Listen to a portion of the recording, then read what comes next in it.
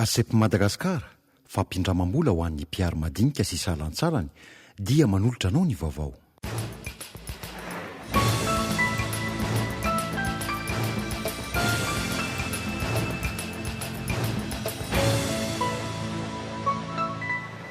Mbola manjavozavo amin'izao fotoana izao izay antoko hivondrina amin'ny mpanohitra.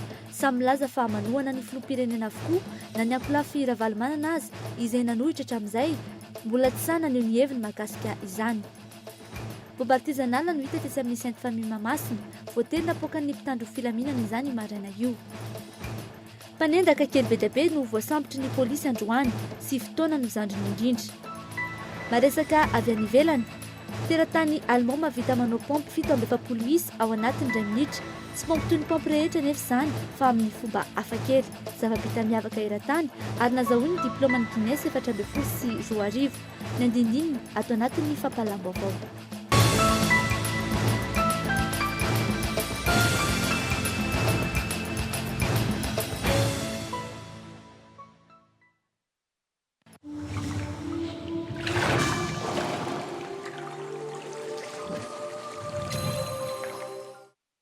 Mila mindram-bola ve ianao mifanaraka amin'ny asa fiarina ataonao? Mila tosika ara-bola ve ny fanitarana ny orinasanao? Aza misahirana intsony.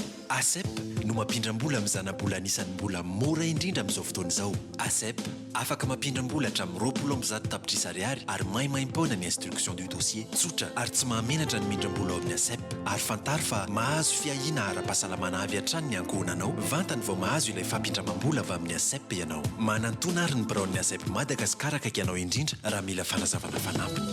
ASEP Madagasikara. Findramam-bola tsara lanja, fiahina ny ankohonana.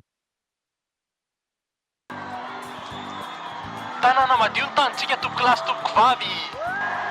Ny toky fitaka fa ny atao no hita. Mila teti-bola sy pakady mifanitsy amin'ny filanimponina ny sehitry ny rano sy ny fanadiovana. Raha fanjakana mavoty manao asa soa.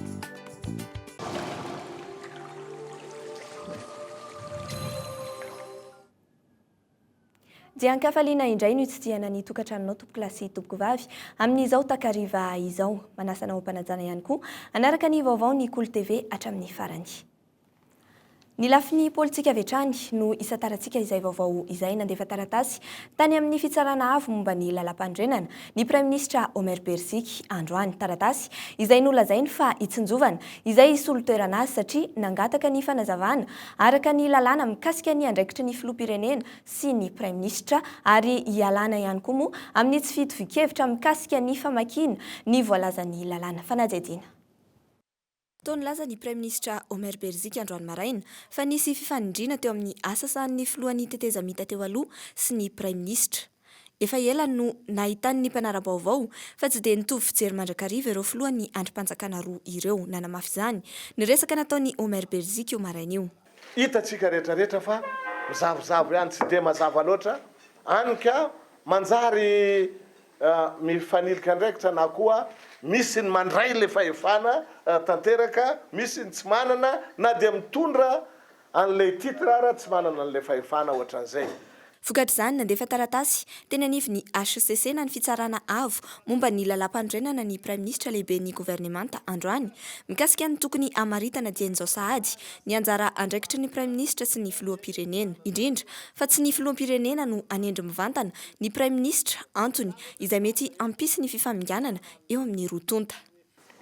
Koa dia nalefa any amin'jareo zany fanontaniana zany sady koa avy hatrany dia mba te anampy ny olona izay isolo eo, ny Prime Ministra izay isolo eo. Satria mafimafy ihany izay niainako tanatin'ny 2 taona mohatra izay ka dia tsy tiako iainana izay isolo eo. Mikasika izay isolo ny Prime Ministra izay indrindra dia nanambary Omer Bersik androany fa tsy nihevitra ny iverina amin'ny toerana Prime Ministra io intsony ny tenany satria efa vita ny andraikitra anakinina taminy nandritra ny teteza mita dia ny fikarakarana ny fifidianana ivoahana amin'ny krizy. Manantena ihany koa izy fa hita marimaritra iraisana ny filoham-pirenena sy ny mpiaradia amin'ny andro rajoelina amin'ny fanendrena ny Prime Ministra izay antenainy ihany koa ho olona mitovy fomba fijery sy programanasa amin'ny filoham-pirenena. Ny Prime Ministra izay ho tonga eo tokony Prime Ministra afaka mifanaraka amin'ny Président de République satria olona anatanteraka ny programanasa sy ny programa politika zay napetraky ny président république ary zay enontsika tamin'ny kabary ny teria mamasina. Izany fifanatonana zany ilainy ny firenentsika zany. Izany no ijerena ny marimaritra iraisana mba tsy sanatriny zany ho afabaraka eto tsika ka adilahy politika no anomboatsika ny république fahaefatra. Andro vitsy sisa dia hifarana ny gouvernemanta ny tantanan'ny Omer Berzika androany. Nisy ny lanonana nanomezana medaly ireo minisitra tao anatin'ny gouvernemanta no tantanany. Ho an'ity mpampianatra tantara teo aloha ity kosa, nilaza izy fa miandry azy ny toerany ao amin'ny Université an'i Tomasina ary iverina hampianatra indray ny tenany.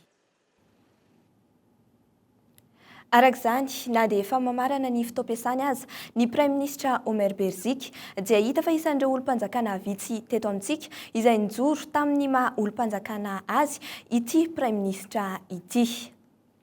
Fa ho eny amin'ny anteny meram-pirenena eny sika avy eo fa mialohan'ny avinonany sary dia ho toizantsika ihany moa aloha ny pejy politika izay mandondo mbaravarana. Ny krizy politika amin'ny endriny vaovao tsy mbola nivoaka androany indray. Ny anaran'ny Prime Ministre tsy nisy. Ny fiaonana teny iavoloha izay efa fantatra hatramin'ny omaly fa tsokony iaraha manapaka ny anaran'ny Prime Ministre ny andry ora roa mahery teny antoerana. Ny mpanao gazety vao nahafantatra fa tsy nisy indray izay fiaonana izay. Tsy mbola neken'ny filoham-pirenena arak'izany ny anarana avy amin'ny mapara fanajadinary. Nangadiady ny teny avoloha androany maraina. Tsy mbola nisy ny anaran'ny Prime Ministre fantatra, re kosa fa Ihaja Resampa, sekretera jeneraly ny fiadidinan'ny teteza mita teo aloha, ilay anarana avy amin'ny mapara araka ny fanajadiana nataonay. Tsy nanaiky izany ny filoham-pirenena raha ny zava-nisy atreto ady-hevitra be isan'ambaratonga ny momba izany hatramin'izao, isan'izany ny eny amin'ny anteny meram-pirenena. Entina antotonany sain'ny olona hoe fanoloana Prime Ministre dia tsy maintsy avy amin'ny mapary zay maro anisy amin'ny mapary lizy aoka zava aloha toko ho tonga any amin'ny sain'ny olona. Maro atao anatin'ity Assemblée nationale tikatra tsy mapary reo fa maro ny olona ty hiara-iasa amin'ny filoham-pirenena reo maro anisy ato ireo tia matory hoe lany matory hoe miditrato dia tia hampandroso analany krizy eto Madagasikara. Aloha zava-tsara zany matoa napetraka le filoha dia mifafina zavatra dia davin'ireo dia hoe ahoana ny anampianan'io filoha ahafahany manatanteraka n'izio zavatra hoentiny ialana ny krizy mba hoan'ny tombontsoa. Aloha apetraka amin'ny saina izay. Tena resabe ny resaka Premier Ministre aty ary voalaza ety sy arifa ny mapara reriano no afaka manolotra Premier Ministre fa zahay koa ny MMM afaka mitambatra amin'ny antoko hafa ka afaka manolotra koa zahay satria maro anisa koa zahay ary maro anisa noho ny mapara zahay. Manohitra ny fisokafana izay nambaran'ny filoham-pirenena kosa ny zava-misy ankehitriny hoy ny fikambanan'ny lehibe ny faritra teo aloha izay ahitana mpikambana 420. Mananontany arak'izany ny krizy amin'ny endriny hafa. Efa niainantsika teto ny Premier Ministre tsy mifankahazo amin'ny Président de République tamin'izao fitondrana teteza mita zao. Teo Premier Ministre Mangalaza, zao Premier Ministre Omer Berzika ary hitatsika ny vokany sy ny jaly nahazo ny vahoaka zany par rapport amin'izany rehetra zany. Ho avy koa zany amin'izao fotoagna zao zany anolotra Premier Ministre ny mapara zay efa hita taratra sahady zany fa dia hoe tsy fankahazo amin'ny Président de République lany dia hiteraka voka-dratsy amin'ny vahoaka malagasy zany rehetra zany ka eo agnatrehan'izay zavatra zay mitire sonnette d'alarme zany zahay. Raha ny peizazy hita amin'izao fotoagna zao zany mbola hitohy zany ny krizy ka mijaly ny vahoaka oka ny fitiavan-tegna oka ny resaka fitiavan-tsezy fa dia tokony ampina zany io Président de République lany démocratiquement lany eto Madagasikara avela izy mba hiasa. Re androany fa efa niao ny Henri Raparinjaka mpanolontsaina ny filoham-pirenena sy Augustin Andriamananoro mpanolontsaina ny filoha teo aloha Andry Rajoelina saingy tsy fantatra izay ny hafarany izay resaka izay. fa akoatra ny toeran'ny filoha-lefitra dimy avy amin'ny faritany izay efa lasan'ny mapara dia lasan'ny ity vondrona politika ity ihany koa ny toeran'ny questeur voalohany sy faharoa tamin'ny Sambato 2.70 amin'ny 4.70 am'zato no nahalanina ny Henri Jean Michel ho questeur voalohany ho an'ny toeran'ny questeur faharoa kosa dia nitarika tamin'ny Sambato 4.70 Ilanto Rakotomanga no tanterahana androany teny Tsimbazaza ny fifidianana ireo questeur roa ireo fanadiadiana avy hatrany ary. Fa manana ny maro anisan'ny plateforme pour la majorité présidentielle amin'ny anteny mera-pirenena ny fahamarondro atoko politika ny vondrona tao aminy tsy arakarak'izay nefa ny voka-pifidianana fa nisy tao. Lasa ny mapara sy ny GPS avokoa mantsy ireo toerana rehetra amin'ny anteny mera-pirenena. Raha ny vokatry ny fifidianana ny questeur voalohany izay notanterahana androany Henri Jean Michel no nanana ny Sambato ambony indrindra. Vato misy 2.70 amin'ny 4.70 am'zato no azony. Isambato telo no nanasaraka azy sy Randrena Solo sy Teny Thierry candidat ny fanandrina taminy. Nahazo Isambato 4 kosa Irazafimily Constance avy amin'ny leader Fanilo. Raha mikasika ny fifidianana ny questeur faharoa indray na dia nanambatra ny heriny azy ireo atoko mivondrona ao amin'ny plateforme pour la majorité présidentielle tsy nitarika tamin'ny fandresena izany. Raha candidat 4 mantsy no nametraka ny taratasy filatsahako hovidiana amin'ity fifidianana ity teny am-boalohany. Nisintona ny taratasy filatsahako hovidianany kosa Irabetafika Robertine avy amin'ny VPM MMM sy Andriamasimanana Auréline candidat tsy miankina ka nanoana ny candidat Ravelona Nosy Mamitiny avy amin'ny Ankolafy Ravalomanana. Isambato miisa 5.70 no azy ny farany raha toka nitarika tamin'ny Isambato miisa 4.70 kosa Ilanto Rakotomanga avy amin'ny Mapara izany hoe elanelam-bato miisa 2.40 no nanasaraka ireo candidat roa ireo. Taoriny'ity fifidianana ny tanterahana androany ity lasa ny Mapara sy ny GPS avokoa arak'izany ireo toerana rehetra ao amin'ny anteny mera-pirenena. Itoy amin'ny talata 20 ny volana febroary izao indray ny fivoriana tsy ara-potoana ireo solombavam-bahoaka ka ny fitsipika anatiny ife ireo voamera sy ny fifidianana ireo mpikambana ao aminy no hodiniana amin'izany. Fa mahakasika ilay fionana teny Iavoloha izay saika notanterahana androany iny dia fantatra izao fa hiematra amin'ny fotoana manaraka ny fionan'ny filoham-pirenena sy Maharanty Jean de Dieu izay mpitondra tenin'ny Mapara tsy nanome fanazavana kosa mikasika ny antony nanemorana ilay fionana androany ity mpitondra teny ny Mapara ity arahantsika ny fanazavana mikasika izay. Moa izy io fa manina moa zany aloha atao matomatotra kokoa. Zay zany no ana fa tsy hoe tsy isy fa ahematra fotsiny. Amiko fiaviana koa zay atao amin'ny fomba faran'izay malaky satria efa mitarazoka ny raha-pirenena. Fa ivadika pejy ny fiarahamonina kosa indray isika nahitana bomba artisanal indray androany maraina manoloana ny fianarana Sainte Famille teny Mahamasina. Voatery napoaka ny mpitandro ny filaminana moa izay manampahaizana manokana amin'ny resaka bomba izany bomba izany mba hiarovana ny mety ho fitarany tsy dia nanaitra ny manodidina loatra io bomba io tany am-boalohan'ny fanadihadiana hoentiny Nandriana Ra Johnson. Mpianatra, mpivarotra, mpiasa saika mandalo manoloana ny Sainte Famille Mahamasina avokoa ireo olona ireo saingy tsy nisy na atsikaritra ity bomba artisanal ity. Noheverin'ny olona ho kilalao ity bomba artisanal ity ka tsy nahataitra ny manodidina na izany aza sady aketra ihany ny olona manodidina tety no izy mifonofono. Efa tamin'ny fitora sasany vao nisy olona iray na atsikaritra fa bala no nofonosin'ilay barnadera teo ambony. Avy hatrany dia nampandre ny polisy misahana ny fifamoivozana ny teo akaiky teo ireo olona ireo. Izy ireo avy eo no niantso ny zandarmerie-pirenena. Lavaroatra lavalava dia nizatra mifono barnadera teo amboniny zany. Dia rehefa jerena le zany le bala zany le izy zany le fo barnadera. Dia nisy araka ny sarzabla koa le zany. Dia izay zany voniny hoe bomba. Dia nisy polisy nandalo moa zany dia natoran'le polisy. Dia ireo polisy ireo niantso an'le gendarme sy sécurité an'ireny zany.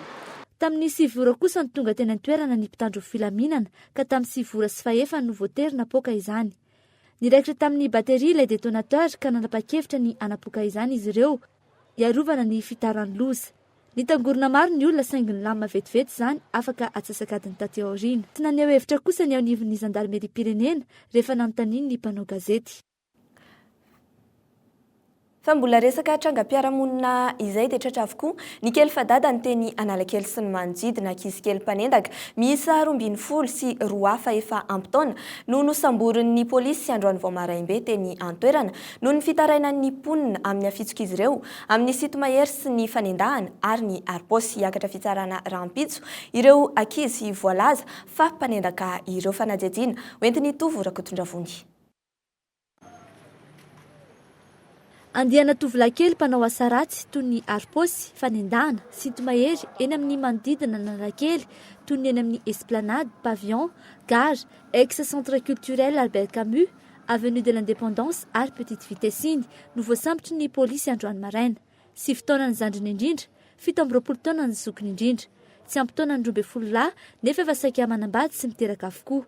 Izany hoe latsaky ny 12 taona ary efa mitondra tokantrano sy mamelombady amanjanaka. Tokantrano maso avokoa nefa ny ankamaroan'izy ireo ary 3 no vita raharaha ara-dalàna. Tsy manana kopia milaza fahaterana kosa ny ankamaroany ary anaram-bositra ny ankamaroany fiantso azy. Marobe ny fitaraina voaran'ny polisin'ny komisaria ny premier arrondissement Analakely mikasika ireo ankizy mpirenenena Analakely ireo. Efa nanan'ny polisy sarin'izy ireo ka izay hiaran'ny asa ratsy ka tonga mitaraina dia aseho azy ireo ny sary ao amin'ny polisy dia tondrony eo izay manendaka azy. Ny farimbona tamin'ny fisamborana azy ireo ny polisin'ny premier arrondissement Analakely sy ny compagnie d'intervention ary ny UIR. Mampivarahontsana ny mahita ny ankelin'reto mpanendaka ireto. Fantatra fa mifanampy amin'ny olon-dehibe izy ireo amin'io asa io ary maro amin'ireo ray aman-dreny no mahafantatra tsara ny asa taony. Fa raim-pianakaviana iray no maty nandritra ny fanafiana nataon'ny andian-jola 20 teo eo teny amin'ny fokontany Ambohitsiroa any amin'ny commune Ambohidratrimo omaly alina andro masom-pokon'olona nanao ny asa ny lehilahy maty voatifitro fanajadiana hoentiny Nandriana Rajanson. Tokony ho tamin'ny 10 alina no avy nanafika tamin'ny tokantrano iray tao amin'ny fokontany Ialalana ireo jolahy ireo. Nanapoaka basy izy ireo nandritra ny fanaviana teo no nahinon'ny andro masom-pokon'olona ka avy hatrany dia nanatona izy ireo. Teny an-dalana no nifanihatra tamin'ireo jolahy izy ireo. Niova tampoka zany ny strategian'ny andro masom-pokon'olona teto tamin'io andro io. Izany hoe nanao patrouille zany ny élément avy any amin'ny côté Andrefana. Ny élément avy any Andrefana zany nanao contrôle inopiné nakaty niaraka amin'ny le zanatany eto izay marihana fa polisy ary tampoka tamin'ny zareo zany ny fisin'io polisy io eto dia zay no nahatonga zareo tonga dia vakiny lefa nitsoaka. Tsy mbola afaka niantso ny mpitandro ny filaminana akory dia lavy ny balan'ireo jolahy teo ny andro masom-pokon'olona iray. Azo antoka hoe ireo mpitantara fa no heverin'ireo mpanafika ho polisy na zandary ireto andro masom-pokon'olona ireto. Fiembinan'ny fokon'olona dia mandeha misafosafo any zareo amin'ny alina. Dia sendran-doro tany izy dia eo fanjivo tany zareo zany dia izy maty. Efa misy ireo mampiaya ho navanana ny loza amin'izao fotoana izao. Raha ny fanazavana avy amin'ny zandarmeri-pirenena tety an-toerana dia efa eo an-tanin'izy ireo amin'izao fotoana izao ny fanadihadiana ny raharaha. Nangataka hatrany tamin'ny mponina eto Ambohidratrimo ny mpitandro ny filaminana amin'ny tohizan'ny fiara-miasa. Izahay ato amin'ny zandarmeri-pirenena dia mbola mamberina trany ny fiantsonantsika vahoaka mba hampandrianay farak'izay malaky raha vao misy tsangan-javitra heverinareo fa mampiayay. Mariako fa ny numéro azahoananay dia ny 119. Io numéro io dia maimaim-pona. Manokatra indray ny ady hevitra momba ny fiarovana ny andro masom-pokon'olona sy ny tena asany marina ity zava-nitranga ity. Tato ato rehefa tsy bomba dia fanafiana no malaza. Raha ny fanazavan'ny mpitandro ny filaminana hatrany azo antoka fa misy fifandraisana amin'ny raharaha politika ankehitriny ny firongatry ny asan-jolahy mitapiadiana. Araka izao zava-nitranga izao mbola lavitrezaka ny fandriampahalemana eto amintsika. Fa ny lanja Sorabaventsy ireo mpianatra ao amin'ny EPP 70 hektara varatra androany fananganana trano manamorona ity sekoly ity no anton'izany ny andaniny milaza fa manakona ny sekoly sy ny efitrano maromaro ilay trano izay atsangana ny ankilany kosa manambara fa ao anatin'ny zony tanteraka izy ireo ao anatin'izay fananganana trano izay fanajiadiana ary hoentin'ny zorakotiny indrina. Mbola tsy vita trano farany ity trano ity dia efa mitaraina ho mianatra ao anatin'ny maizina ireo mpianatra ato amin'ity efitrano ireto. Manampy izay, mila tsy ho tafiditry ny masoandro intsony ao anaty efitrano fianarana, mandolalandava ny toerana. Ny tompon'ilay trano kosa nefa nilaza fa manara-dalàna ny fananganana ataony. Raha ny nambarany, efa hatramin'ny taona 2017 no nisy ny olana ary efa niakatra fitsarana. Efa nahazo rariny izy ireo ary tsy ampianto ny fananganana. Tsy rariny kosa raha ohatra hoe mbola ampiembotra izay satria fa niandry ampolo taonany maro izay vao nanomboka an'io azy tena hoe nanohy an'io azy. Isaka nikitika an'io toerana io izay dia manao hetsika ohatran'io foana ry zareo amin'ny UPP mampiakatra fitsarana izahay dia mba soavana ny tompo izany soavana Andriamanitra hoe mba nendry zareo any amin'ny fitsarana rariny. Misy taratasy ho any azo atoranareo azonareo alaina sary hoe io ny décision any amin'ny fanapa-kevitry ny tany amin'ny fitsarana. Andro amin'ny maraina kosa nefa nanaitra ny manodidina ny tabataba mpianatra tato amin'ny EPP 67 hektara. Mikorotana ny fampianarana ato amin'ity sekoly ity. Natery ny solotenan'ireo ray aman-dren'ny mpianatra izay hita mpanao gazety ety fa marobe ireo ankizy no tsy tonga nianatra noho ny antony ara-pahasalamana. Vokatry ny tsy fisian'ny hazavana sy ny rivotra ao anatin'ilay trano fianarana izany. Ny fahasalaman'ny ankizy izany dia tena tsy tonga lafatra intsony na hatramin'izay nanombohana io zavatra io. Fampitsarana an'ilay asa aloha izany izay no tena takiana iray aman-dreny. Misy zaza mikohaka foana dia misy zaza sepotra dia tsy haiko hoe efarany amin'ny asmatika mihitsy ve ary tsy zaza ihany ho ihany tratran'ilay izy fa na mpampianatra eto amin'ny anivon'ny sekoly ary dia mitaraina hoe tsy mahazaka an'ilay toe-javatra. Tsy hita kosa ny nalehan'ny mpampianatra sy ny taletsekoly tamin'ny fotoana nandalovan'ny mpanao gazety teto fa ireo anivon'ny framo no nanome fanazavana. Ireo mpianatra teto no nilanja ny sora-baventy sy ny orakoraka ary ny tabataba fa hoe tsy manaiky ny fananganana ilay trano eo akaikin'ny EPP. Nampametra-panontaniana ny zavan-tranga na dia ao aza ny rariny tadiavina lasa mpanao fihetsiketsehana sady ireto mpianatra ireto izay mbola kely dia kely aza. Nahoana no tsy ny mpampianatra izay tokony hiady ho an'ny zon'ny mpianatra no nilanja ny sora-baventy. Amin'izao endriny izao lasa fitaovana ny mpianatry ny EPP na dia voalazany lalàna iraisam-pirenena momba ny zon'ny ankizy anefa izay efa nosoniavin'ny Madagasikara fa tsy misy afaka mampandray anjara na manery ny ankizy amin'ny fihetsiketsehana na fitokonana na inona endriny sy antony. Fa iverenantsika kely ny lafin'ny politika teo nilaza ny tsy hanao praiminisitra ny filohan'ny teteza mita teo aloha izay mitafa amin'ny mpanao gazety amin'izao fotoana izao eny amin'ny Carleton eny Anosy eny.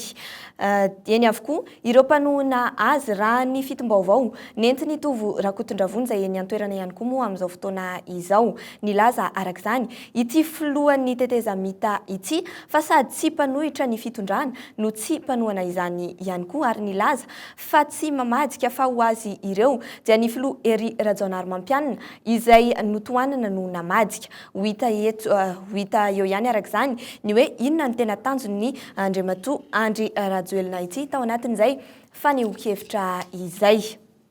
Fa mbola lafin'ny politika izay hatrany dia mbola manjavozavo amin'izao fotoana izao izay atoko ivondrona ao anatin'ny mpanohitra samy milaza fa manohana ny filoham-pirenena avokoa na ny Mapara na ny VPM MMM na ny GPS sy ny leader Fanilo na ny Anklafy Ravalomanana izay nanohitra ny fitondrana teteza mita hatramin'izay dia mbola tsy sa maneho ny heviny mahakasika izay fa nadiadiana hoentiny sitraka Rajaonarivony.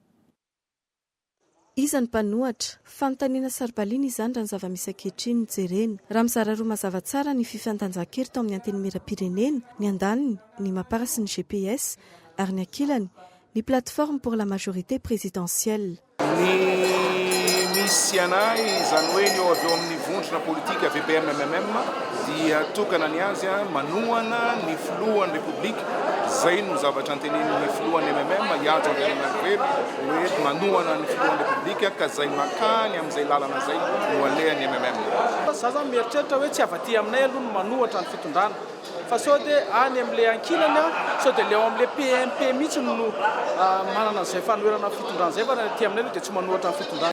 Ho an'ny anivon'ny Mapara manokana mbola nilaza ihany koa izy ireo androany fa manohana ny filoham-pirenena. Hatramin'izao zahay dia tsy opposition fa olona nanoana ny heradonampianina ny filoham-pirenena ary mbola miaraka aminy. Misy mbola nivoany anaran'ny Prime Ministre androany kosa manaprova fa mbola mifandray ny tady dokanga eo amin'ny filoha Rajaonarimampianina sy ny maparatra eto. Tsy mbola fantatra ny mpanohatra ho ihany koa ny ao anivony Akolafy Ravalomanana.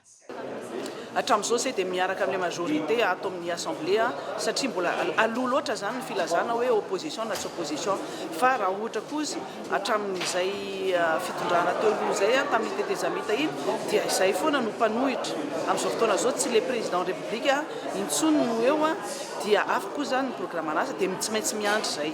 Hoy teo arak'izany ny fivoarany raharaham-pirenena ny azo antoka ho mpanohatra aloha raha ny zava-misy ankehitriny dia ny ARD tarihany Dr Jean-Louis Robinson. Ny fanontaniana indrasam-baliny dia ny hoe iza amin'ireto vondrona sy atoko eto anivony antenimera ireto no anatevina azy. Fapetsy ny fifamoivoizana kosa no anoizantsika izao vaovao izao tsy manara-dalàna ny 20 isanjato ny fiara mivezivezy eto Madagasikara. Ahitana tsy fahatombanana maro ny amin'ny lafiny ara-teknika izy ireny mba hisoroana ny loza izay mety ateraka izany dia nanatanteraka fitsirihana fiara tampoka ny avy ao amin'ny fitoerana misahana izany androany. Teo amin'ny lalam-baovao eo Akorondrano no nanomboana izany io maraina io hetsika izay toy isanandro manomboka izao fanajadiana entiny zora kotondrina. Natsangana ary ny asa nanomboka androany ny équipe mobile de contrôle routier na ny EMCR isana ny fitsirihana tampotampoka ireo fiara mivezivezy eny an-dalana ity équipe ity. Fiara ampolo maro no nosavainy io maraina io. Tao anatin'ny ora iray sasany ny asan'izy ireo tamin'ny fotoana nandalovana teny Akorondrano. Fiara 12 amin'ireo 20 no tsirihana no nahitana tsy fahatomombanana. Maro noho ny fiara ara-dalàna ny fiara tsy tomombana eto andrenivohitra raha io taremarika io. Ary ny tena nahavariana azy misy hatramin'ny auto-école no tsy ara-dalàna ny fiara ampiasaina ampianarana. Iray volana izay no fempotoana omena ireo tompo-piara hanamboarana ny fiara tsy manara-dalàna na misy olana ara-teknika. Rehefa tapitra io fempotoana io tsy maintsy miverina eny anivon'ny fitoerana fitsirihana ny fiara manao ny contre-visite. Tsy tokony hivezivezy eny an-dalàna intsony ireo fiara tsy nahazo fahazon-dalana aorin'io iray volana io.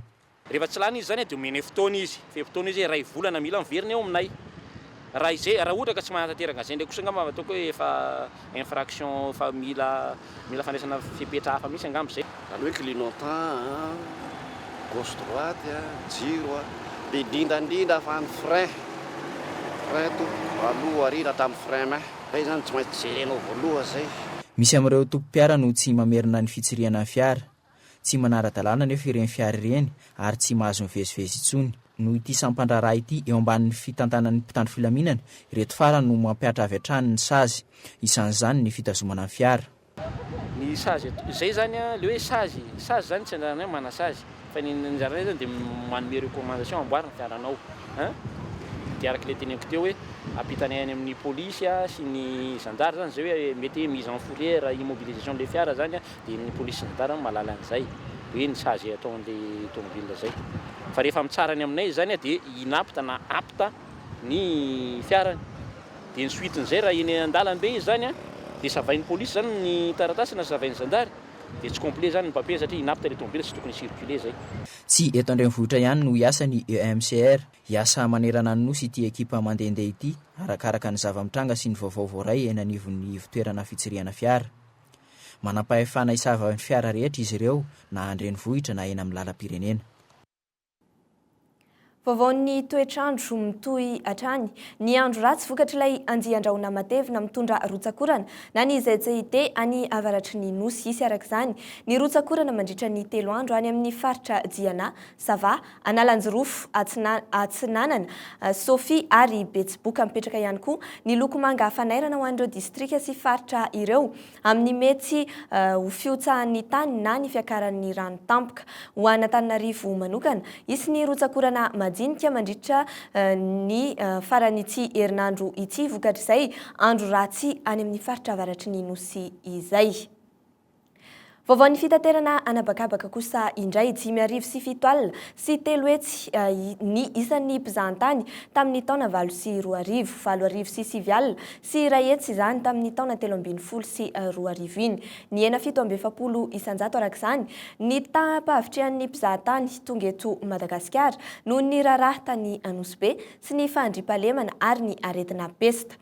Raha ny fampanantenain'ny filohan'ny filoham-pirenena Hery Rajaonarimampianina dia hojerena manokana ny sehatry ny fizahantany ka tanjona ny ahazoana mpizahatany 4 hetsy ao anatin'ny 12 volana. Ny tanterahana androany tetsy amin'ny foibeny Air Madagascar ny fanaovatso ny mpiara-miasa teo amin'ny ORTM na ny Birao Nasionaly misahana ny fizahantany eto Madagasikara sy ny kompani Air Madagascar isariana ny mpizahatany avy aty la Frantsa sy amin'ny kontinanta aziatika indrindra ny Sinoa. Fa eo amin'ny lafiny fanatanjahantena kosa indray matotra ny fiara-miasa eo amin'ny mahasoivony Japon sy ny Telma amin'ny fanohanana ny Karate Do mivondrona ao amin'ny MGKA na ny Madagascar Japon Karate Do Association izay tarihan-drazafy manana Jean-Michel eo amin'ny fanampiana ny fampiofanana ireo mpikatroka aminatiny tsy fikambanana itsimo no isin'izay fiara-miasa izay fanajajina hoentiny Marjona. Io maraina io no natao soni ny fiaraha-miasa eo amin'ny firenena japonais sy ny MJK ny Ayady Karate tosika avy amin'ny Telma izy ity nahitana ny tale général ny Telma Patrick Bizal Amida teo ihany koa ny ambassadeur ny Japon monina sy miasa eto Madagasikara Ruyai Usui ary ny solitena atsika teto Madagasikara nahitana ny sainsay Jean-Michel Razafy ny manana izany. Tsarakarany anay ny fanafarana sy filomanositazy sy tsarakarany misy indrisaka ny hoe tatany zay. Fanampinana sy fanohanana ny mpikatroka karate ao anatin'ny MJKM ity natao soni androany ity ary isy ihany koa ny fampiofanana ireo mpikatroka ayady ho an'ny karate malagasy. Amin'ny 14 avril zany dia isy stage national aloha ndresahana azy fa mety ho international satria mieritreritra invité olona avy any ivelany koa zahay amin'ny fotoana io. Io stage io dia stage Shotokan style Shotokan école Jika zay ho tarihany Sensei Daniel Loté 7e dan Jika izy sady 7e dan FFKDA. Raha ny fanazavany Rui Usui ambassadeur ny Japon monina sy miasa eto Madagasikara dia anisan'ny voafehan'ny malagasy tanteraka ny Ayady Karate ary izay ihany koa no anisan'ny nanosika azy anohana ny ekipa malagasy eo amin'ny sehatra nasionaly na ny iraisam-pirenena ihany koa. Betsaka araka izany ny fanantenana raha ho an'ity Ayady ity ary manana ny sangany ihany koa isika eo amin'ny sehatry ny iraisam-pirenena ho an'ny Ayady Karate.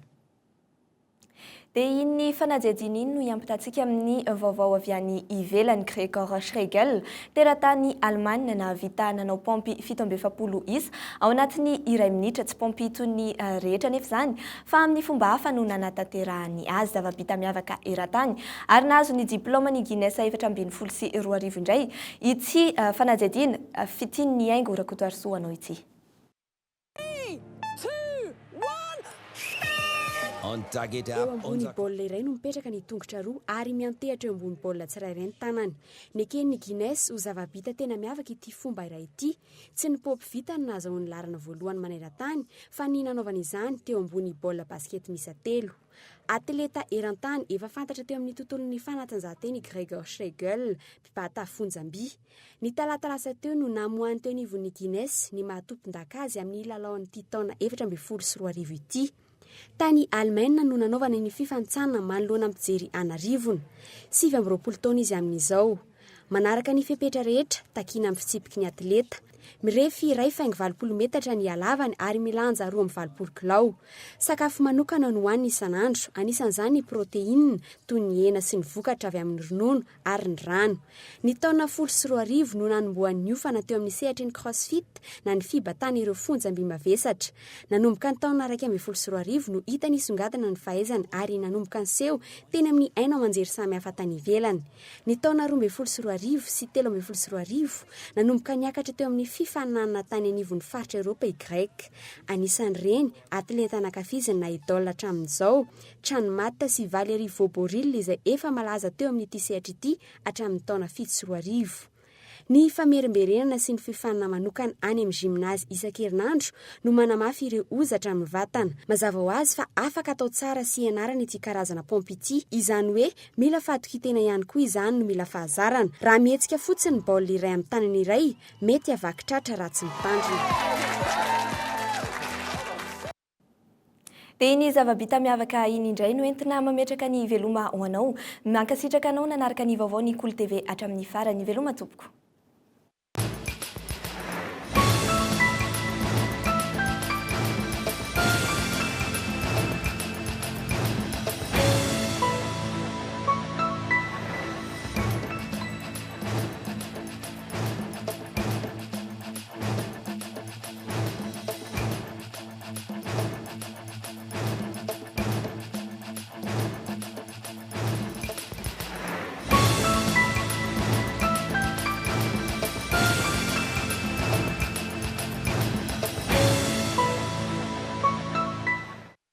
asep Madagasikara fampindramam-bola ho an'ny mpiary madinika sy salansalany dia nanolotra anao ny vaovao.